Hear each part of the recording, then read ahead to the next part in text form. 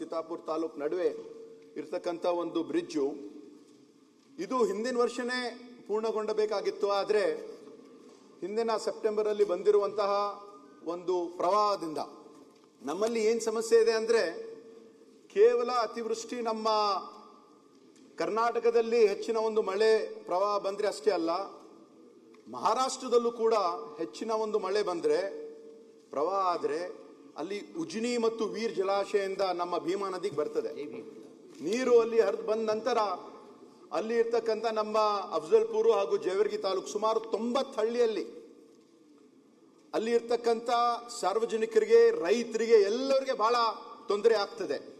ಇದರಿಂದ ಈ ಒಂದು ಹೊನ್ನಾಳು ತಿನ್ನೂರು ಬ್ರಿಡ್ಜ್ ಅಲ್ಲಿ ಇಲ್ಲಿ ಇರ್ತಕ್ಕಂಥ ಒಂದು ಪ್ರವಾಹ ಏನಾಗಿದೆ, ಅಲ್ಲಿ ಹೊನ್ನಾಳು, ಹೋತಿನ್ಮಡು, ರಾಂಪೂರು, ಬಿರಾಳ್ಕೆ, ಬಿರಾಳ್ಬಿ, ಮಲ್ಲಾಕೆ, ಮಲ್ಲಾಬಿ ಇನ್ನಿತರ ಹಳ್ಳಿಯಲ್ಲಿ ಎಲ್ಲ ಕಡೆ ರೈತರ ಒಂದು ಬೆಳೆ ನಾಶ ಆಗಿದೆ, ಮನೆಗಳು ಮುಳುಗಡೆ ಆಗಿದೆ. ಅಂತ ಒಂದು ಸಂದರ್ಭದಲ್ಲಿ ಮಾನ್ಯ ಮುಖ್ಯಮಂತ್ರಿ ಅವರು ಕೂಡ ಹಾಗೂ ಕಂದಾಯ ಸಚಿವರು ಕಲಬುರಗಿ ವೈಮಾನಿಕ ಸಮೀಕ್ಷೆಯನ್ನು ಮಾಡಿ ಅಲ್ಲಿ ಇರ್ತಕ್ಕಂಥ ಜನರಿಗೆ ಅವರು ಸ್ವಲ್ಪ ಒಂದು ಪರಿಹಾರವನ್ನು ಕೂಡ ನಮ್ಮ ಸರ್ಕಾರ ನೀಡಿದೆ.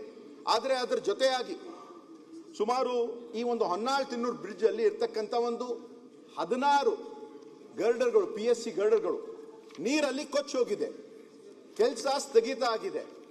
ಅಲ್ಲಿ ಇರ್ತಕ್ಕಂಥ ಗುತ್ತೇದಾರರು ಅವರು ಕೆಲಸ ನಾವು ಏನು ಮಾಡ್ತಾ ಇಲ್ಲ, ಯಾಕಂದ್ರೆ ಅವ್ರಿಗೆ ಹೆಚ್ಚಿನ ಒಂದು ಅನುದಾನ ಬೇಕಂತ ಅವ್ರು ಹೇಳ್ತಾ ಇದ್ದಾರೆ. ಈ ಕೆಲಸವು ಹಿಂದಿನ ವರ್ಷನೇ ಆಗ್ಬೇಕಾಗಿತ್ತು. ಅದ ನಂತರ ಈ ಒಂದು 18/10/2025ರಲ್ಲಿ ಒಂದು RK ಜಯಗೋಪಾಲ್ ಅವರ ಒಂದು ಸದಸ್ಯರು ಅವರು ಕೂಡ ಒಂದು ಸಮಿತಿ ಪರಿವೀಕ್ಷಣೆಯನ್ನು ಕೂಡ ಮಾಡಿದ್ದಾರೆ, ರಿಪೋರ್ಟ್ ಕೂಡ ನೀಡಿದ್ದಾರೆ. ಆದರೆ ಇದು ಕೆಲಸ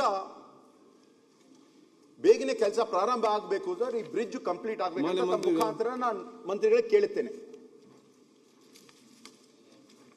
ಅಧ್ಯಕ್ಷರೇ, ಇದು